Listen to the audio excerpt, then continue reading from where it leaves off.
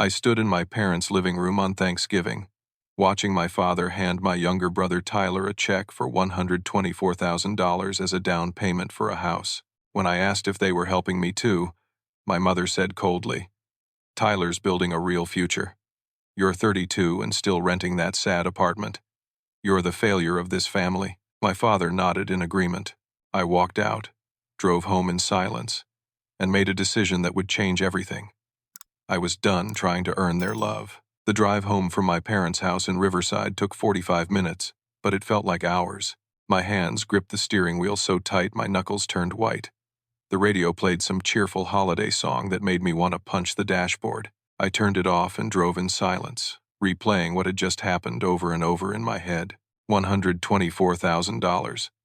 My father had written that check like it was nothing. Tyler stood there grinning, hugging Mom, shaking. Dad's hand like head just won some prize. And maybe he had. The prize for being the golden child, the favorite, the son who did everything right in their eyes. I'm Hunter, by the way, 32 years old, been working as a commercial electrician for 8 years now. Before that, I put myself through community college while working full-time at a hardware store. Took me 5 years to get my associate degree because I could only afford 2 classes at a time. My parents didn't help with tuition.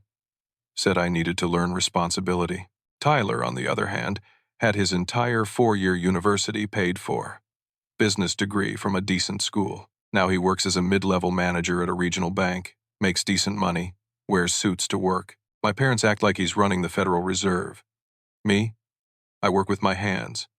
I crawl through attics in summer heat, troubleshoot electrical panels in freezing warehouses, wire up new construction sites. I make good money, actually. Last year I cleared $73,000. But to my parents, I'm just a tradesman, blue collar, not good enough. Growing up, it was always this way. Tyler was 4 years younger, and from the moment he could walk, he could do no wrong. When he got a B on a test, it was because the teacher didn't explain things well. When I got a B, it was because I wasn't trying hard enough. When Tyler made the JV basketball team, Dad went to every game. When I made varsity and track, Dad said he was too busy with work. The comparisons never stopped. "Why can't you be more like your brother?" became the soundtrack of my childhood. "Tyler's neat, you're messy." "What do you mean?" "I mean you're done trying to win their approval. You're done showing up hoping this time will be different. You're done letting them treat you like you're less than." She walked over and put her hands on my shoulders. "Hunter, you're not a failure. You're hardworking, you're skilled, you're building a life. They just can't see it because they've decided Tyler's the star and you're the disappointment. And nothing you do will change that." She was right. I'd known it for years, but kept hoping. Kept thinking if I just worked harder, saved more, proved myself, they'd finally see me. But they never would. They'd made up their minds about who I was when I was probably 10 years old. That night I made my decision. I blocked their numbers except for emergencies. I left the family group chat. I deleted the reminders for their birthdays and holidays. I wasn't going to call, wasn't going to visit, wasn't going to try anymore. Sarah supported me completely. "Set boundaries," she said. "Protect your peace." 3 weeks went by. My parents didn't even notice. Not a single call, not a single text asking why I'd gone quiet. That told me everything I needed to know. I threw myself into work. My boss, Doug, ran Wright and Associates Electrical Contracting, a solid company with about 8 regular clients and steady commercial work. I'd been with him for 6 years, worked my way up from apprentice to his most trusted electrician. Doug was a good guy, mid-50s, treated his people right. I started taking every extra job I could. Weekends, evenings, emergency calls. Sarah worried I was working too much, but I needed to. I needed to build something. I needed to prove to myself, if not to them, that I wasn't a failure. I started saving aggressively. Every extra dollar went into a high-yield savings account. I cut back on eating out, stopped buying anything unnecessary. I had a goal forming in my mind, something I'd been thinking about for months. 6 weeks after Thanksgiving, Doug called me into his office. "Close the door," he said. My stomach dropped. Was I in trouble? Had I messed up a job? "Relax," Doug said, reading my face. "You're not fired. Opposite, actually. He leaned back in his chair. I'm getting older, Hunter. My wife wants me to slow down. I've been thinking about the future of this company. I waited. I want to bring you on as a partner. Not full partner right away, but buy-in ownership. 20% stake to start, with the option to go 50-50 in 5 years if things work out. He named a figure. I'd need $50,000 from you. I know. That's a lot. But I think you've got what it takes to help grow this business. You're good with clients. You're skilled. You're reliable. Think about it. I didn't need to think about it. I want to do it. You have that kind of money saved. Not yet, I admitted, but I will. Give me 18 months. I'll have it. Doug smiled. You've got a deal. Let's draw up the papers. I walked out of that office feeling like I'd been given a key to something huge.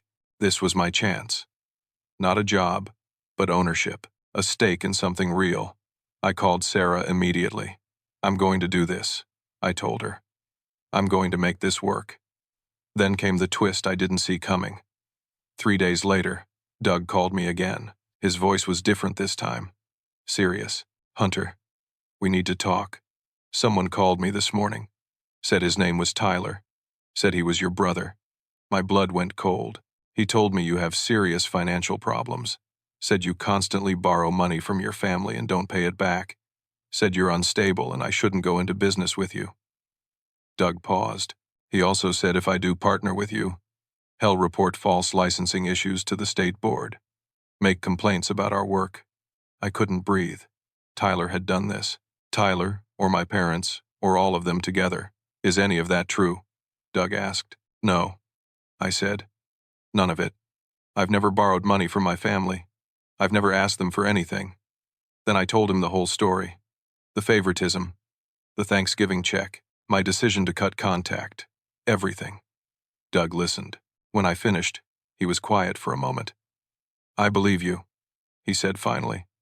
But Hunter, this is a problem.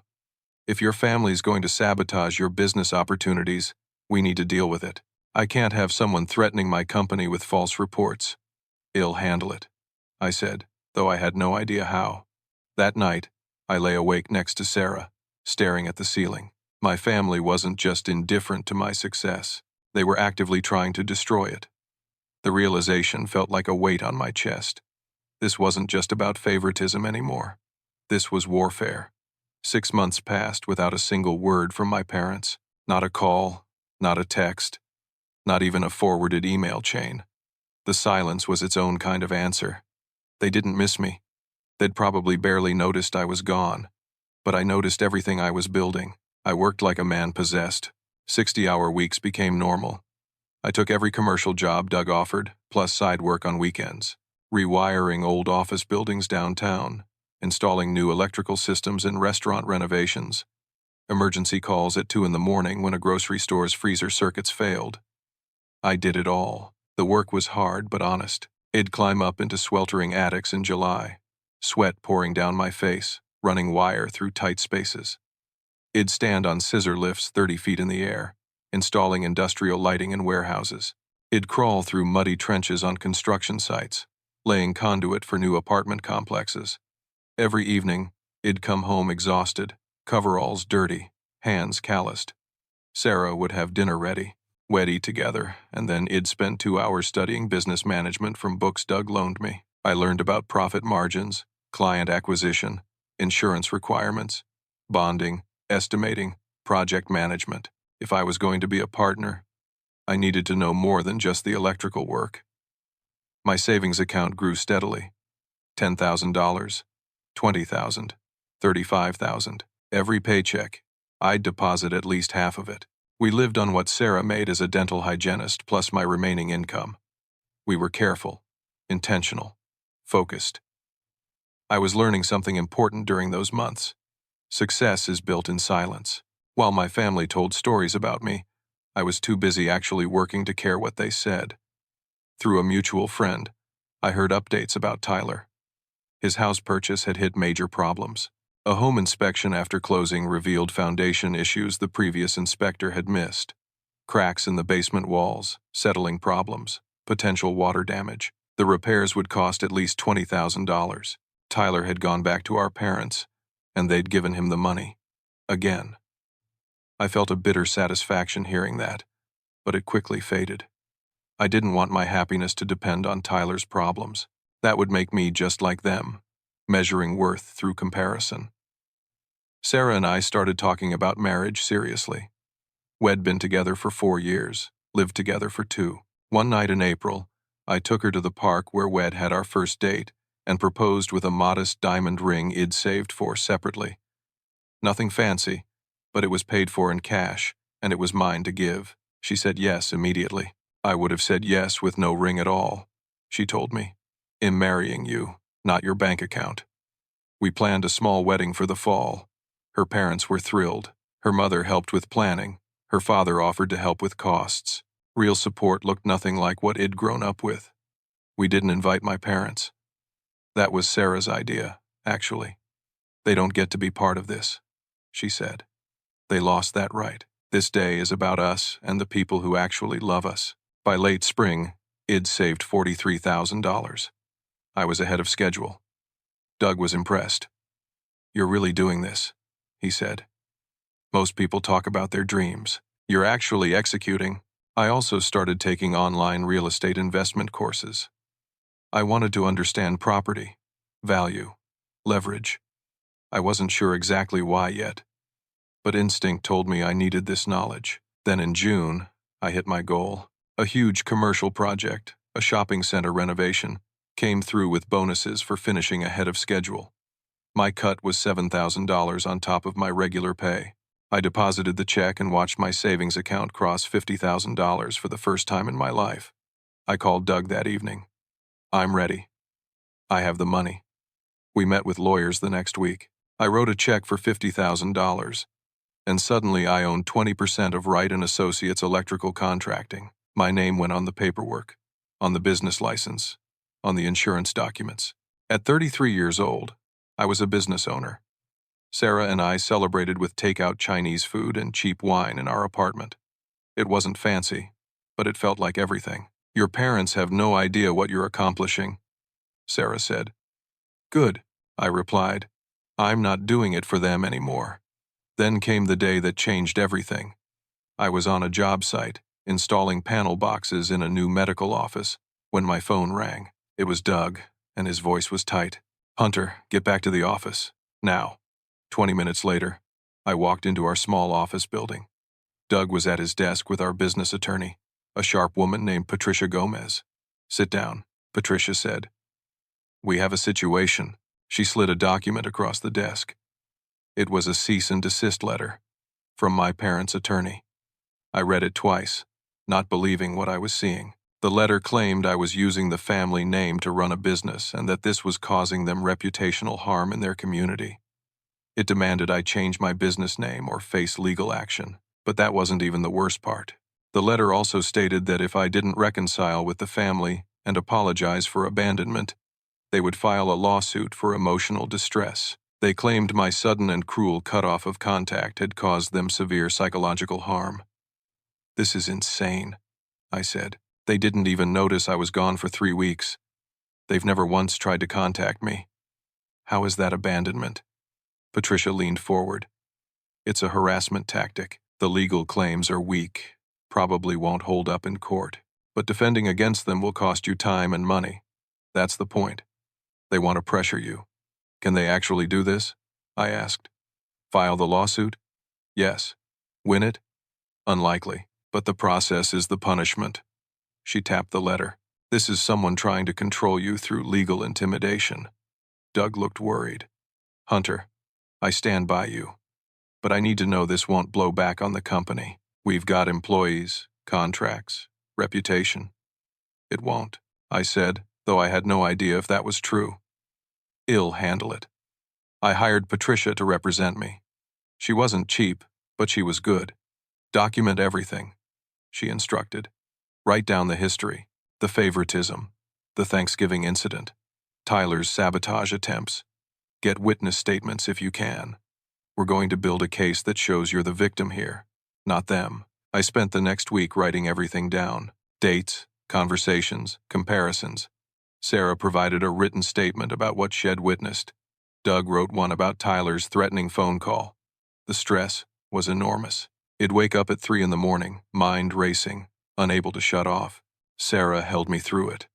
"They're trying to break you," she said. "Don't let them." But then something happened that made everything click into focus. Sarah was 5 months pregnant. We'd just found out a few weeks earlier, still getting used to the idea of becoming parents. One evening, she had severe cramping and spotting. I rushed her to the emergency room, terrified. The doctors ran tests. Everything was okay. The baby was fine. But it was a warning sign. Sarah needed less stress, more rest. The doctor was clear. She was at slightly higher risk for complications. Sitting in that hospital waiting room, I realized something. My parents' actions weren't just affecting me anymore. They were threatening my wife's health. They were threatening my unborn child's well-being. That's when I stopped being defensive and started being strategic. I called Patricia the next morning. "I want to fight back, not just defend. Actually fight back. Tell me what you're thinking." They interfered with my business opportunity when Tyler called Doug. "They're harassing me with this legal threat. What can we do about that?" Patricia was quiet for a moment. "There are options. Tortious interference with business relations. Harassment. We could countersue. But Hunter, that escalates things significantly." "They already escalated it," I said. "I'm just responding." While I dealt with lawyers, I kept working. Sarah and I had been looking at land, small plots in developing areas outside the city. We found 3 acres with a view of rolling hills, zoned for residential, utilities nearby. The price was $48,000. Using my remaining savings and a small loan, we bought it. My first piece of real property. Sarah cried when we signed the papers. "We own land," she kept saying. "Actual land. We started planning to build a house ourselves. It'd do the electrical, obviously. I had friends in the trades who could help with framing, plumbing, HVAC. We could build for maybe $180,000 what would cost $300,000 to buy already built. It was ambitious, maybe crazy, but it was ours. Then my largest commercial client, a mall renovation project worth $200,000 to Wright and Associates, suddenly canceled our contract. Doug was panicking when he called me. "They won't give a reason, just said they're going in a different direction. Hunter, this is 20% of our annual revenue. We might have to lay people off." I knew immediately what had happened. I spent the next 3 days making calls, asking questions, following threads. Finally, I found the answer through a subcontractor who'd worked with us before. My father had used his business connections to pressure the client's parent company into dropping us. Had told them Wright and Associates was unstable and under investigation for licensing issues. Complete lies. But my father had relationships with people on their board. They'd listened to him. I sat in my truck outside the job site, Wed just lost, hands shaking with rage. My parents weren't just trying to hurt me anymore. They were willing to destroy Doug's business, willing to cost our 3 employees their jobs, willing to damage innocent people to punish me for not playing along with their family dynamic. That's when I stopped feeling guilty and started feeling cold clarity. I drove to Patricia's office without calling first. "We're filing the countersuit," I told her. "All of it. Tortious interference, defamation, everything. And I want restraining orders. I want them legally barred from contacting my clients or coming to my property." She nodded slowly. "This is going to get ugly." "It already is ugly," I said. "I'm just making it official." The lawsuit I filed against my parents was for $450,000. That number wasn't random. It represented actual damages to the business from the lost contract, plus potential future damages, plus punitive damages for intentional interference with business relations and defamation. Patricia helped me document everything meticulously. Phone records showing my father's calls to the mall project's parent company. Email chains where Head made false claims about our licensing. Statements from the subcontractor who'd overheard the conversations. It was all there, in black and white. The restraining orders were granted temporarily. My parents were legally prohibited from contacting Wright and Associates clients or coming within 500 feet of my property. When the sheriff delivered those papers, I wasn't there to see their faces, but I imagined the shock. For years, they'd operated with impunity, confident their actions had no consequences. Now there were consequences. The news spread fast in our small business community. My father had connections, sure, but so did Doug, and people in the trades talk. Word got out about what had happened. Some of my father's business associates started quietly distancing themselves. Turns out, using your influence to destroy your son's livelihood wasn't a good look. I doubled down on finding new clients. I networked through different channels, contacted people outside my father's sphere of influence. I bid on government contracts, school projects, municipal buildings, places where my father's country club connections meant nothing. In August, we landed a contract for a public school renovation, $230,000. It replaced what we'd lost and then some. Doug nearly cried with relief. "We're going to be okay," he said. Our 3 employees, Jose, Marcus, and Tony, all told me they appreciated me fighting to save their jobs. That meant more than they knew. Meanwhile, construction on our house started. We'd gotten all the permits approved, despite my parents trying to block them through county connections.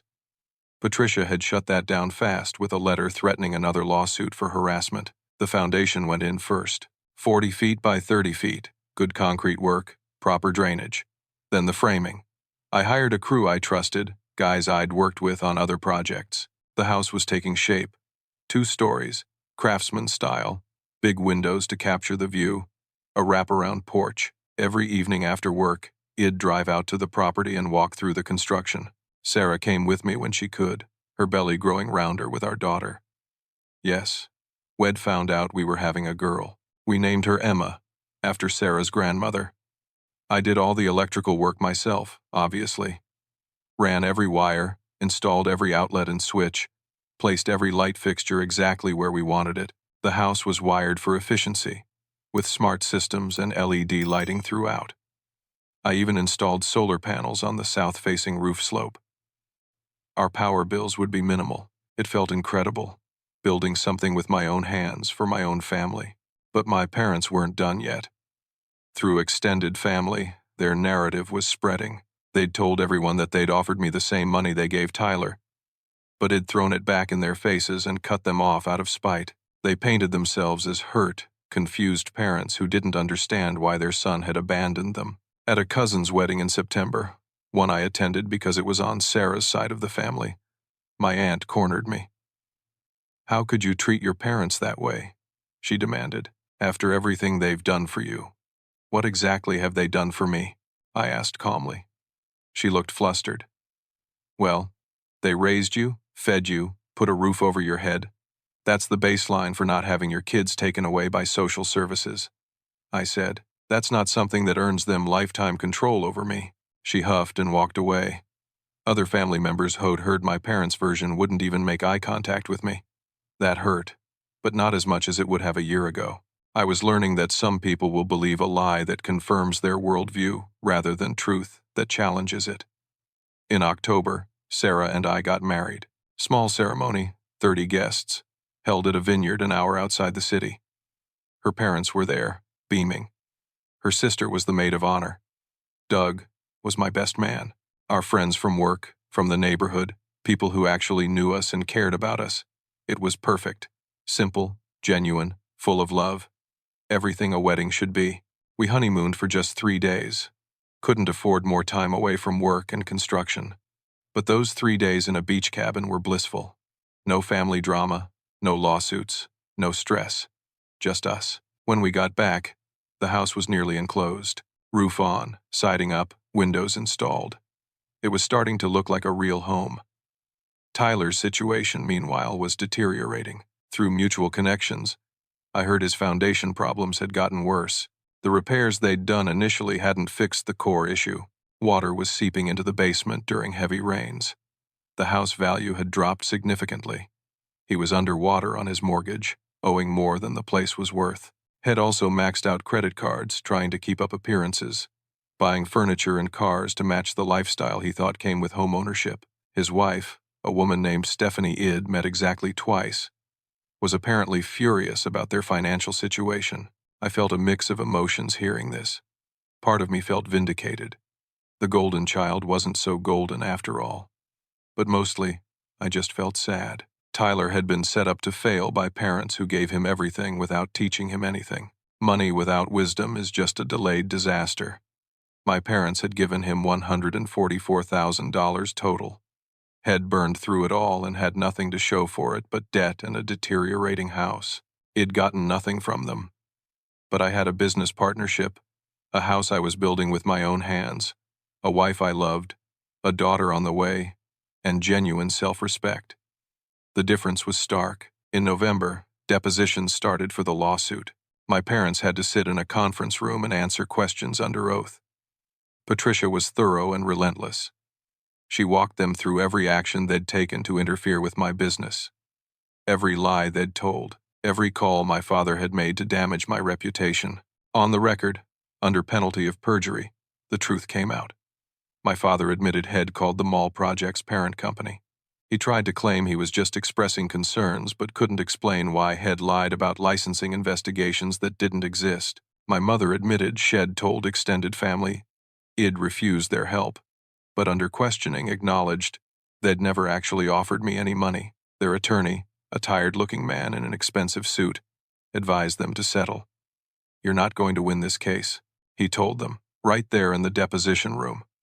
I wasn't supposed to hear it, but the door didn't close all the way. "You intentionally interfered with his business. It's documented. The damages are real. You'll lose at trial and pay more." But my parents were stubborn. They'd rather go down fighting than admit they were wrong. Then in December, everything exploded. Tyler showed up at my construction site drunk. It was a Saturday afternoon. I was there with Jose, installing the kitchen electrical. We heard tires on the gravel driveway, then footsteps on the porch. Tyler stumbled through the open front door. His eyes were bloodshot, clothes wrinkled. He looked like he hadn't slept in days. "This is what you built," he slurred. "This is your big accomplishment. You need to leave," I said calmly. "Now." "You think you're better than me?" He swayed on his feet. "You think building this house makes you something special? I think you're drunk and you're trespassing. Go home, Tyler. Home." He laughed bitterly. "My home is falling apart. My wife's leaving me. I'm drowning in debt. But look at you, perfect hunter, building his perfect house." Jose quietly pulled out his phone and started recording. "Smart man. I'm sorry you're struggling," I said, and I meant it. "But this isn't the way to deal with it." Tyler's face twisted with rage. He picked up a stack of drywall I had sitting in the corner and threw it across the room. It shattered against the far wall. Then he grabbed a hammer from my toolbox. "Tyler, put that down."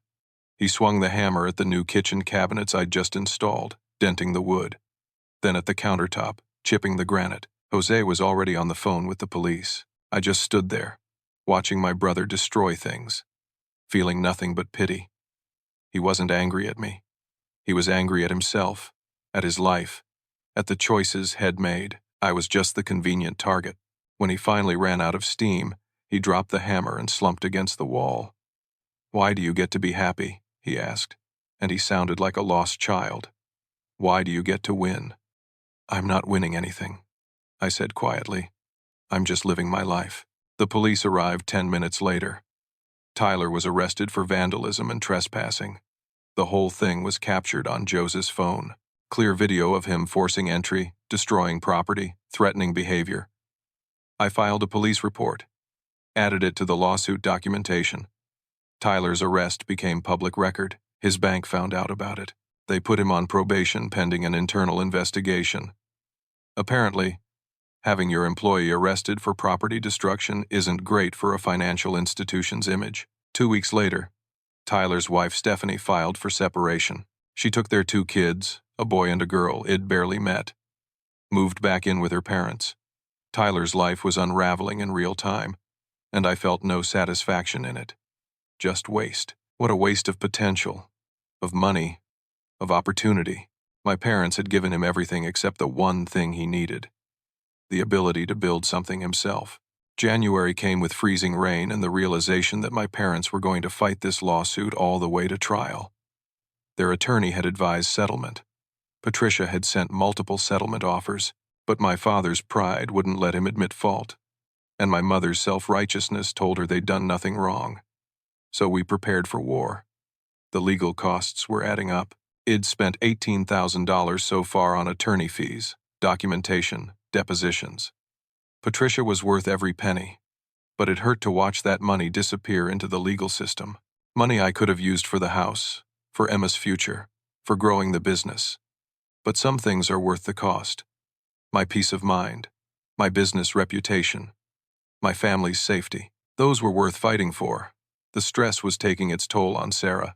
Her pregnancy was progressing normally, but she was tired all the time. The doctor said her blood pressure was slightly elevated. Nothing dangerous yet, but something to watch. I tried to shield her from the worst of it, but she knew. She'd find me at midnight sitting at the kitchen table with legal documents spread out, trying to understand every detail. She'd massage my shoulders and remind me to breathe. "We're going to get through this," she'd say. "I know," I'd reply. "I just hate that they're doing this to us."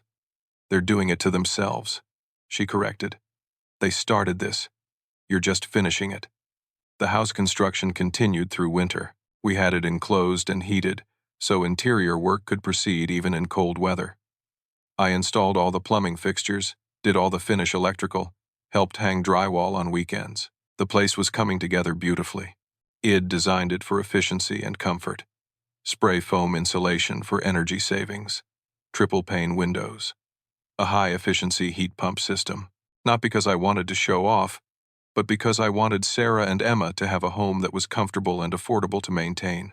The kitchen was Sarah's dream. White cabinets, granite countertops despite Tyler's damage which I'd repaired, farmhouse sink, gas range for cooking. The master bedroom had a view of the hills. Emma's nursery was next to our room, painted a soft yellow. In February, Sarah had a scare. She went into preterm labor at 32 weeks. The doctors stopped it with medication, put her on bed rest for 2 weeks. Those were the longest 2 weeks of my life. I'd come home from work every day, terrified I'd find something wrong. But Sarah was strong. She followed doctor's orders, rested, took her medications. The baby stabilized. Sitting next to Sarah's hospital bed during one of the monitoring appointments, I had a moment of absolute clarity. My parents' lawsuit, their harassment, their attempts to destroy my business, they'd gone from being about me to threatening my wife and child. That crossed a line nothing could uncross. I called Patricia from the hospital parking lot. "Whatever it takes to end this," I said. "I'm done playing defense. We go on full offense." She'd been waiting for me to say that. "I've got a strategy. It's aggressive, it's expensive, but it'll work." She filed additional motions documenting how the ongoing legal harassment was affecting Sarah's high-risk pregnancy. She subpoenaed my father's business records, looking for evidence of other times Head used his position to hurt competitors or people he disliked. She deposed extended family members who'd heard my parents' false narrative, forcing them to admit under oath they had no direct knowledge of events. The pressure mounted. My parents' attorney fees were skyrocketing too. Patricia estimated they'd spent at least $30,000 already. And unlike me, who was building a business and a house and a future, all they were building was legal bills. Their attorney reached out in March. "Can we talk about settlement?" Patricia and I met with them in a conference room downtown. My parents weren't there, just the attorneys. Their lawyer laid out an offer. They'd pay $50,000 and drop everything if I'd drop my counterclaims and restraining orders. "No," I said immediately. Patricia smiled. She'd expected that. "My clients have been extremely generous." Their attorney protested. "Your clients have been abusive and destructive," Patricia replied calmly. "They interfered with my client's business, costing real money and threatening real jobs. They've harassed him, his pregnant wife, and his business partners.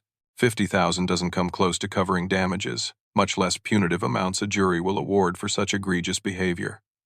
We walked out of that meeting. 2 weeks later, they came back with $150,000.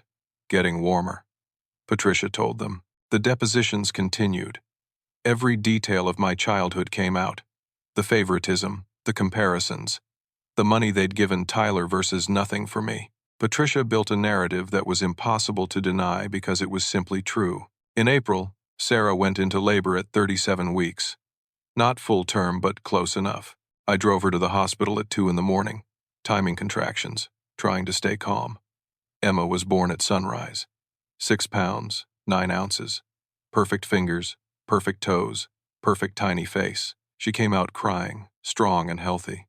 Sarah was exhausted but glowing. I held my daughter for the first time and felt something shift in my chest. This was what mattered. This little person. This family I'd built with Sarah. Nothing else even came close. My parents didn't know they had a granddaughter. I didn't tell them. They'd lost that right. Doug visited the hospital, brought flowers and a teddy bear. "Take a week off," he said. "Paid. Be with your family." I took 3 days, then went back to work. We needed the money, and honestly, I needed the normalcy. Sarah's mother came to stay with us, helping with Emma so Sarah could recover. The house was 90% complete, just finishing touches left. Paint, trim work, final fixtures, landscaping. We planned to move in by June. In May, my parents' attorney called Patricia, $325,000. Final offer. Take it or we go to trial. Patricia and I discussed it. We might get more at trial, she said. But trials are unpredictable. Juries can be strange. This is a substantial amount. I thought about it. The money would pay off the house completely. It would invest in the business. It would secure Emma's future. And most importantly, it would end this chapter. Take it, I said. But I wanted in writing that they admit no liability but agree to cease all contact and interference. They agreed. We signed the settlement papers in June. $325,000, paid out over 90 days. My parents had to liquidate investments to cover it. I felt no guilt about that. The restraining orders became permanent. My parents were legally barred from contacting me, Sarah, Emma, our business, or our property. Violating it meant jail time. It was over. Finally, actually over. We moved into our house on the 4th of July. Fireworks exploded over the hills that night as we carried boxes into our new home. Emma slept in her nursery for the first time. Sarah and I stood on the porch, looking out at our land, our house, our future. "We did it," she said softly. "We did." I agreed. But the story wasn't quite finished yet. The settlement money arrived in 3 installments over the summer. $100,000 in July, another $100,000 in August, the final $125,000 in September. With the first payment, I paid off our construction loan completely. The house was ours, free and clear. No mortgage, no debt. We owned it outright. At 34 years old, I owned my home. With the second payment, I invested in expanding Wright & Associates. We bought 2 new work trucks, updated our equipment, hired 2 more electricians. Doug and I were now running a crew of 7. Business was booming. The government contracts led to more government contracts. Our reputation for quality work and reliability spread. With the third payment, I set up a college fund for Emma that would be worth approximately $200,000 by the time she turned 18. The remainder went into retirement accounts and a rainy day fund. I didn't buy anything flashy. No new car, no expensive toys, no luxury vacation. I invested in security, in future, in peace of mind. That's what financial wisdom looks like. That's what my parents' money had failed to teach Tyler. Speaking of Tyler, his life had stabilized somewhat. He was still with the bank but had been demoted to a junior position. His salary had been cut. The separation from Stephanie had become permanent. She filed for divorce in August. Tyler got the house in the settlement because Stephanie wanted nothing to do with it. He also got most of the debt. I heard through mutual acquaintances that Head started going to therapy, individual counseling, also attending a support group for adult children of narcissistic parents. That surprised me. It suggested he was starting to understand the dynamics that had shaped our childhood. One night in September, I got a text from an unknown number. It was Tyler. "I know I'm not supposed to contact you, but I need to say something. I'm sorry for calling your boss, for the things I said, for showing up drunk at your house. I was jealous and angry and I took it out on you. You didn't deserve any of it. I'm working on myself. I hope someday you can forgive me." I showed the text to Sarah. What do you think? She considered it. I think hurt people, and I think he's starting to realize he's been hurt. I wrote back, I forgive you, but we're not close anymore. Get help. Be a good dad to your kids. That's what matters now. He responded, Thank you, I will. That was the last communication we had. It was enough. I didn't need a relationship with Tyler, but I didn't need to carry anger toward him either. He was a product of the same dysfunctional family system. It escaped. The difference was it'd gotten out earlier. My parents, on the other hand, sent nothing. No apology. Not even the non-apology the settlement had included. They paid the money and disappeared back into their lives, probably telling everyone they'd been victimized by their ungrateful son. I didn't care anymore. They were irrelevant to my life. Wright and Associates kept growing. By October, we had enough work booked to keep us busy through the next 18 months. Doug started talking seriously about the transition to 50-50 partnership. Give it another year, he said. Prove you can handle the business side as well as you handle the electrical work. Then, well, make it official. I was ready for that challenge. I took courses in business management, studied contract law, learned estimating software. I wanted to be a real partner, not just someone with a title. Our house became a home. Sarah decorated it beautifully. Simple, warm, inviting. We had friends over for dinners. Doug and his wife became regular visitors. Sarah's parents spent every Sunday with us, doting on Emma. Emma was thriving, healthy, happy, hitting every milestone. She had Sarah's smile and apparently my stubbornness. Shed grabbed my finger with her tiny hand and hold on like Shed never let go. Everything I'd worked for was coming together. Not perfectly, not easily, but solidly. I'd built a life on my own terms. Then, one evening in late October, something happened that brought everything full circle. I was in the garage, organizing tools, when my phone buzzed. It was an alert from our security camera system. Someone was at the end of our driveway. I pulled up the camera feed on my phone. A car sat there, engine running. I zoomed in on the license plate. I recognized it. Tyler's car. My first instinct was to call the police. He was violating the restraining order's spirit, if not its letter. Our driveway was a quarter-mile long. He wasn't technically on our property, but something made me wait. I watched the feed. Tyler sat in his car for maybe 5 minutes, just staring up toward the house. Then he made a phone call.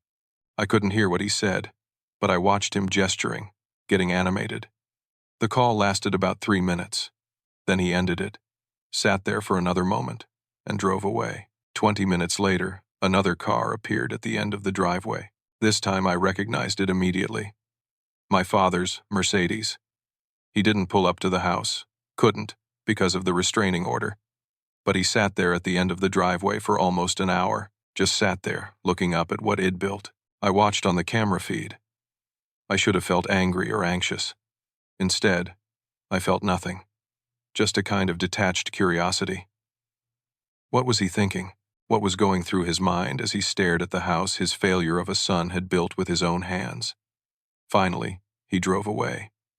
The next morning, I got a call from Patricia. Your father's attorney contacted me. He wants to know if there's any possibility of reconciliation.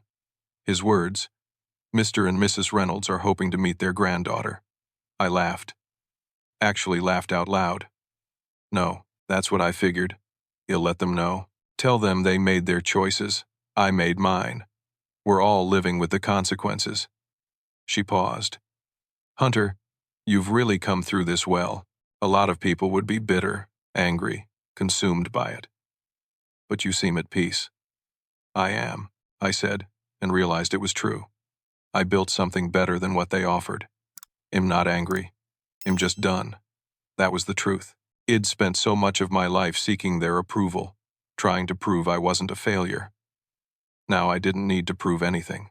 The evidence was all around me. A thriving business, a beautiful home, a loving wife, a healthy daughter, financial security, genuine friends, self-respect. I'd won, not because I'd beaten them, but because I'd built something they couldn't touch. Then came the moment I'd been waiting for without knowing it. 3 days after my father's driveway vigil, Doug called me into his office. Close the door, he said. I sat down, curious. "We just landed the hospital expansion project," he said. $5 million contract. Biggest job we've ever gotten. I felt my eyes widen. "Are you serious?" "Dead serious. 18-month project, great margins, prestigious client. This puts us in a different category." He leaned back in his chair. "Hunter, I couldn't have gotten this without you. Your reputation, your skills, your business sense. You've transformed this company. We did it together." I said, "Maybe, but I'm 61 years old. I'm tired. My wife wants me to retire." He slid a folder across the desk. "I want to accelerate our timeline. I want to make you 50-50 partner now. Equal ownership, equal say, equal profit sharing. What do you think?" I opened the folder. The paperwork was already drawn up. Purchase price for the additional 30% ownership, $125,000. Payable over 5 years from profits. I looked up at Doug. This man had believed in me when my own parents didn't. Had stood by me through the lawsuit. Had given me opportunity after opportunity. "I think you've got a deal," I said. We shook hands, just like that. At 34 years old, I was a 50-50 owner of a company doing $5 million contracts. That night, I told Sarah. She cried happy tears. We opened a bottle of wine we'd been saving and toasted on our porch as the sun set over our land. "Your parents have no idea what they lost," Sarah said. "They lost the chance to know this version of me." I agreed, but honestly, I don't think they ever wanted to know me. They wanted a version of me that didn't exist. Someone who'd compete with Tyler for their approval. Someone they could control. Instead, they got someone who didn't need them at all. "Yeah," I said, pulling her close. "They did." 18 months after Id walked out of my parents' house on Thanksgiving, our property had become something remarkable. The house itself was everything we'd envisioned and more. 2,000 square feet of well-built, efficiently designed, thoughtfully crafted space. The craftsman details had turned out beautifully. Exposed beam accents, built-in shelving, custom cabinets. I'd made myself in the garage. The exterior was sage green with white trim, a metal roof that would last 50 years, and that wraparound porch where Sarah and I spent almost every evening. But it wasn't just the house. The property itself had transformed. Id cleared some paths through the woods at the back of the 3 acres, planted native trees and shrubs, built a small workshop building where I could do side projects. Sarah had started a garden with raised beds Id constructed from cedar. The view was spectacular. Rolling hills, scattered houses in the distance, sunsets that painted the sky orange and purple. On clear nights, you could see thousands of stars. Comparable homes in the area were selling for $375,000. Id built ours for $187,000, doing much of the work myself. Our equity position was enormous. We owned it free and clear, thanks to the settlement money. Wright and Associates was thriving beyond anything Id imagined. The hospital expansion project was ahead of schedule. We'd hired 2 more electricians, bringing our total crew to 9. We'd leased a larger office space. Our annual revenue was projected to hit $6 million. My ownership stake was now worth approximately $200,000 on paper. Probably more if we actually sold the business. Doug was talking about his retirement timeline. 5 more years. Then he'd transition out completely, and Id buy him out over time.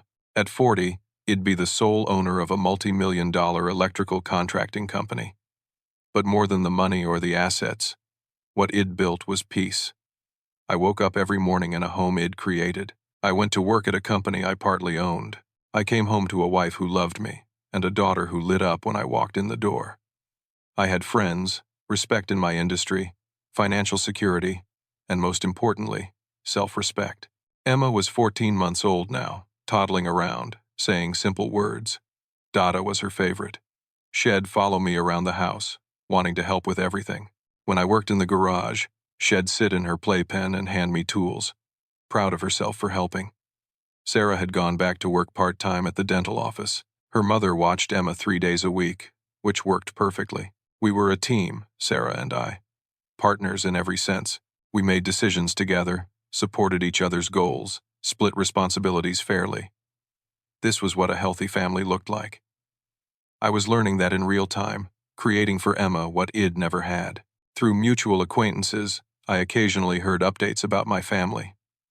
My mother had developed high blood pressure, stress-related according to the doctors. My father's business had taken some hits to its reputation after word spread about the lawsuit. Some clients had quietly moved on, uncomfortable with his behavior. Tyler was still struggling but improving slowly. Had sold the house finally, taking a $30,000 loss but getting out from under it. He was renting now, had regular visitation with his kids, was apparently doing well in therapy. I genuinely hoped he figured things out. But I didn't reach out. That bridge had burned, and I wasn't interested in rebuilding it. Some relationships end, and that's okay. You don't owe anyone your continued presence in their life, especially people who've demonstrated they'll harm you given the chance. Then came a Saturday evening in November that brought everything into sharp focus. I was in the garage, installing new shelving, when our security system alerted me to a car at the end of the driveway again. This was becoming a pattern. Every few months, either Tyler or my father would sit down there, looking up at what Id built. This time it was Tyler. But something was different. I watched on my phone as he got out of his car, stood there staring at the house, then got back in, made a phone call. Started gesturing wildly, clearly upset about something. The call went on for almost 10 minutes. I could see Tyler getting more and more agitated. Finally, he ended it, sat there for another moment, then drove away fast, tires spinning on the gravel. 30 minutes later, my father's Mercedes appeared, but this time he didn't just sit at the end of the driveway.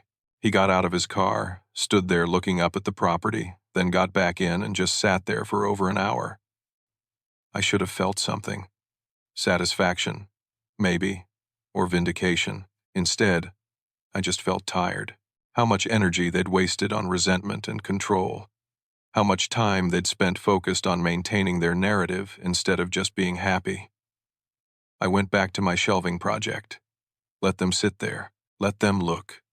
It changed nothing. The next week, I got another call from Patricia. Your parents want to meet. No attorneys, just them and you. They're asking for one conversation. Why? They didn't say, but I got the impression something shifted. I thought about it, discussed it with Sarah. I don't think you owe them anything, she said. But if you want closure, if you think it might help you move forward completely, then do it. Just protect yourself. I agreed to meet in a neutral location, a coffee shop in town, public and safe. Patricia would be present.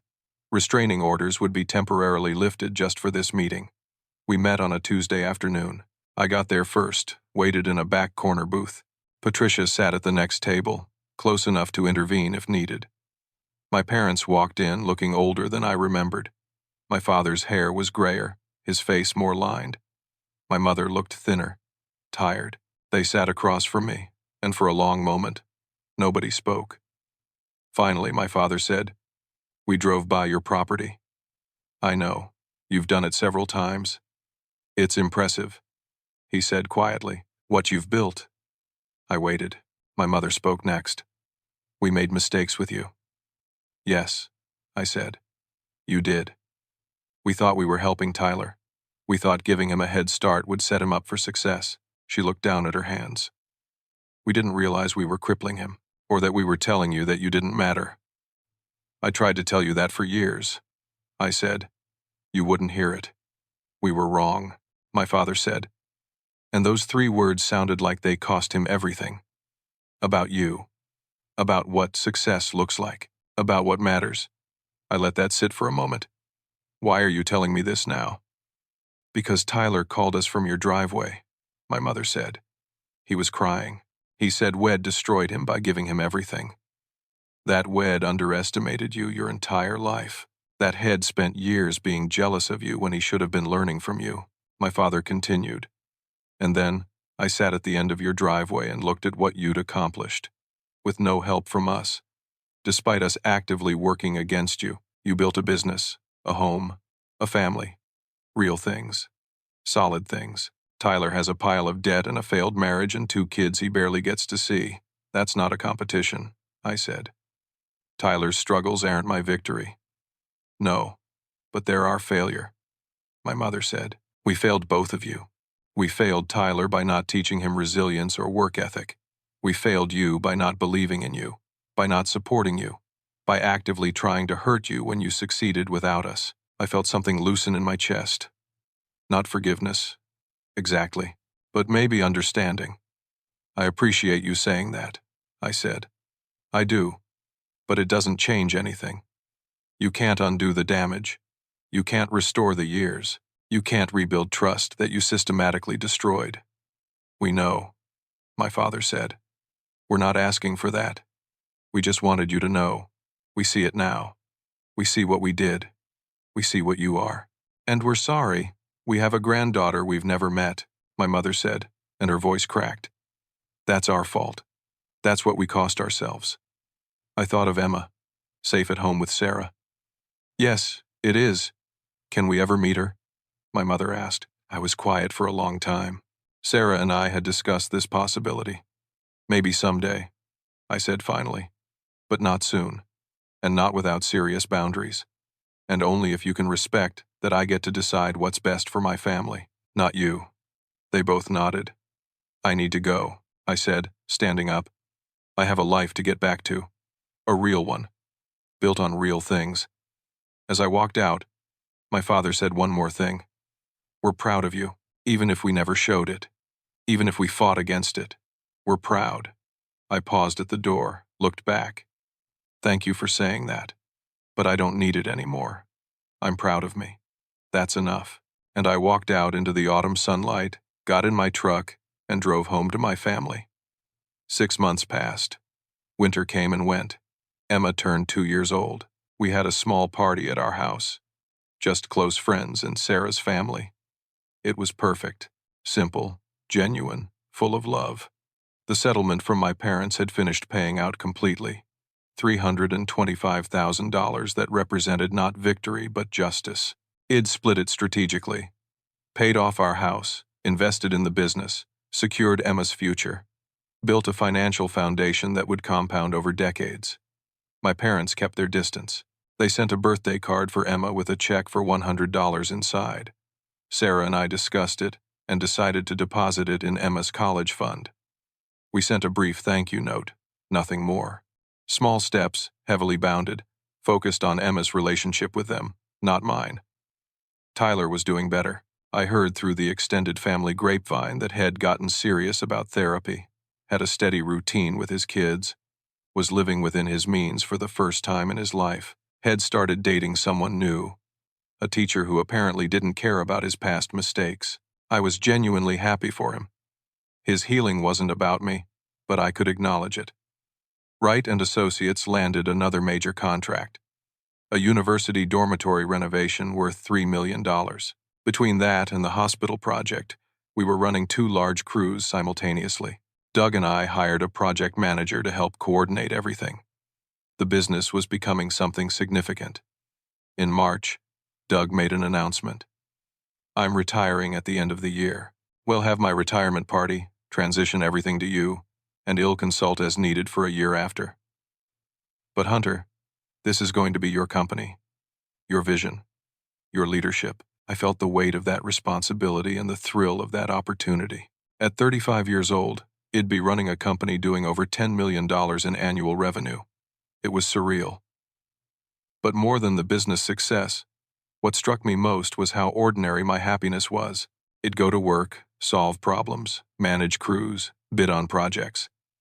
I'd come home, have dinner with Sarah, play with Emma, work on small projects around the house. On weekends, we'd go hiking, visit Sarah's parents, have friends over for barbecues. There were no dramatic moments, no grand victories, just the steady accumulation of good days, built on a foundation of self-respect and genuine relationships. Our property value continued to appreciate. The area was developing, attracting young families who wanted space and nature without being too far from the city. Comparable homes were now selling for over $400,000. We had nearly $250,000 in equity. My net worth, calculated one evening when I was updating our financial planning spreadsheet, was over $600,000. House equity, business equity, retirement accounts, Emma's college fund, emergency savings.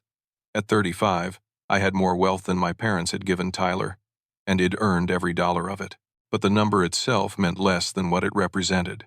Security, options, freedom. The freedom to make choices based on what was right, rather than what I could afford. The security to weather emergencies without panic. The options to help Emma pursue her dreams, whatever those turned out to be.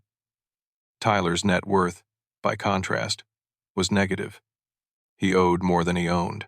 The money my parents had given him, $144,000, had evaporated into bad decisions and lack of financial wisdom. He was rebuilding now, slowly, learning lessons at 30 that he should have learned at 20. I thought about what made the difference. It wasn't intelligence or talent or even work ethic, though those mattered. It was ownership. Ownership of my choices, my outcomes, my life. When you build something yourself, you understand its value. When it's handed to you, you never learn that lesson. My parents had tried to give Tyler success. Instead, they'd stolen his opportunity to become capable. They'd crippled him with generosity. With me, they'd tried to break me with neglect and cruelty. Instead, they'd given me the greatest gift, the necessity of self-reliance. I'd learned to build, to fight, to persist. I'd learned that external validation was worthless compared to internal integrity. One evening in May, I was sitting on our porch with Sarah. Emma was asleep inside. The sun was setting, painting the sky in shades of gold and rose. I could hear birds settling in for the night, smell honeysuckle from Sarah's garden. "Do you ever regret it?" Sarah asked. "Cutting them off? The lawsuit? All of it?" I thought about it honestly. No. I regret that it was necessary. I regret that they chose control over connection. But I don't regret protecting us. Protecting our family, our business, our peace. Do you think you'll ever have a real relationship with them again? I don't know. Maybe in some limited capacity, for Emma's sake. But never what it was. Never me hoping for their approval or trying to prove my worth. That door is closed. She nodded, rested her head on my shoulder. You've built something beautiful here. Not just the house, though it's amazing. But this life, this family, this peace. She was right. I'd built a life I was proud of. A life based on my values, not their expectations. A life where I woke up knowing I'd earned everything I had. A life where my daughter would grow up understanding that love isn't conditional and worth isn't measured by comparison. The life lesson I'd learned, the one I'd carry forward and teach Emma, was this. Real success isn't measured by your parents' approval or keeping up with siblings or meeting anyone's expectations but your own. It's built through consistent effort, refusing to accept others' definitions of your worth, and protecting the family you choose to build. Sometimes the greatest gift difficult parents give you is the motivation to prove them wrong. Not for their benefit, but for your own. Not to show them, but to show yourself what you're capable of when you stop seeking validation from people who will never give it. When you stop chasing approval from people determined to withhold it, you free yourself to build something genuine, something solid, something that can't be taken away because it was never given in the first place.